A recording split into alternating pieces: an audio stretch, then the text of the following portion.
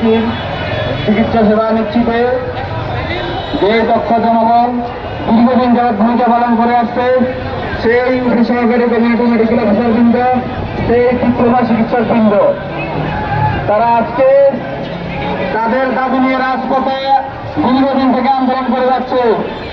কিন্তু একটি তৎপরতা সৃষ্টিকারী গোষ্ঠী তারা তাদের সকল কূটকৌশলকে ব্যবহার করে দেশের প্রান্তিক জনগোষ্ঠী চিকিৎসা সেবাকে হুমকির মুখে ফেলার চেষ্টা করছে। আমরা স্পষ্ট ভাষায় বলতে চাই, কোনোভাবেই স্বাস্থ্যখাতে অস্থিতিশীল পরিস্থিতি তৈরি করতে দেওয়া হবে না।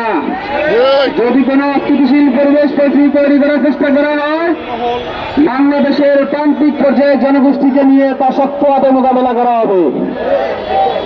আমরা আরো বলতে চাই, আমাদের আদালতের যে বিষয়, সেই বিষয় আদালত দেখবেন। যদি কেউ সেখানে অযাচিত হস্তক্ষেপ করতে চায়, তাহলে তা স্পষ্টভাবে আদালত অবমাননার সামিল এবং আদালত তার বিরুদ্ধে ব্যবস্থা নেবে। আমরা সেই দৃষ্টি আকর্ষণ করবো আদালতের।